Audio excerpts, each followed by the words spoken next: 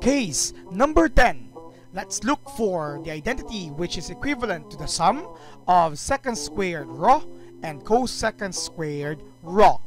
Let us try to simplify this by converting the secant and cosecant identities into equivalent cosine, sine, or combination of both.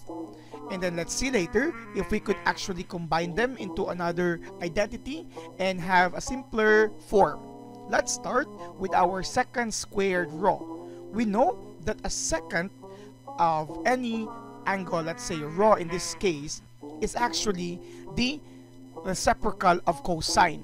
So this can be written as 1 over cosine raw. But since it's secant squared, its equivalent reciprocal should also be squared. So secant squared raw is actually can be written as 1 over the cosine squared of raw. This is to be added with cosecant squared raw, which can be written as the reciprocal of sine. So this is 1 over sine, and we still use here the square raw. So we have now done transforming secant squared raw and cosecant squared raw in equivalent forms using cosine squared raw and sine squared raw respectively. The next thing to do here is to combine the two rational expressions. Take note that our denominators are not the same, and hence they are considered to be dissimilar expressions. Just like 1/3 and 1/2, if we are going to add them, we cannot automatically add the denominator, but we are going to look for LCD, the least common denominator. One possible way to come up with the least common denominator is by multiplying your denominators. Again, just like 1/3 and 1/2, your LCD is 6. That's a 3 times 2.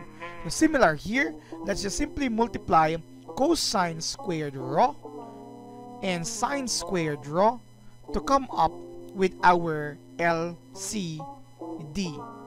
Again, we simply write them side by side because it's automatically, understandably, product of both. And to combine our numerator, it can no longer be written as 1 plus 1. Again, it cannot be longer written like this.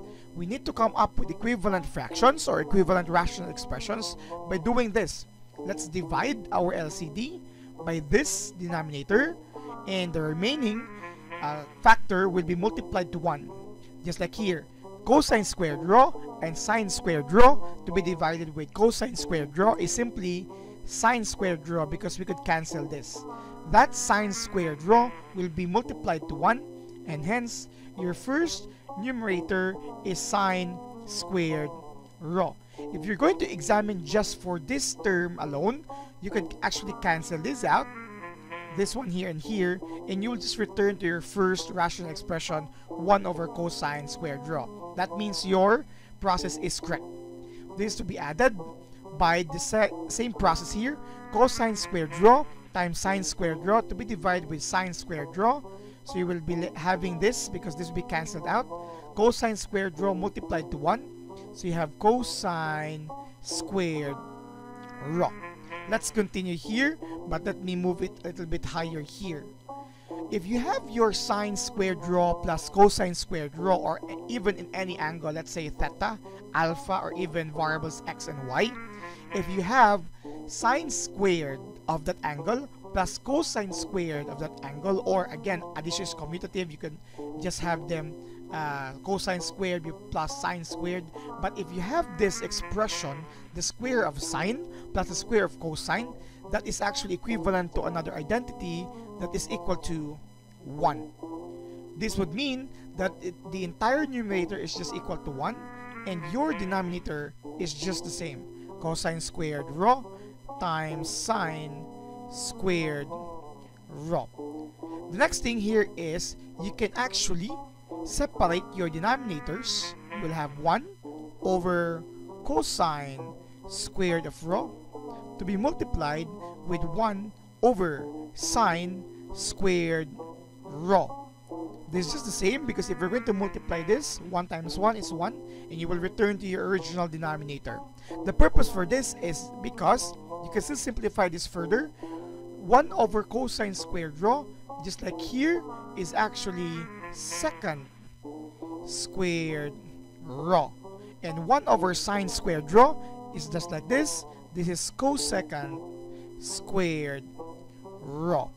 But this is not the same as the original in the sense of structure, because earlier it was plus, but in terms of value, they are just the same. In short, the identity for the sum of secant squared rho and cosecant squared rho is simply the product of secant squared rho and cosecant squared rho. This case for missing identity is now closed. If you may, to be ready for some new cases, subscribe now.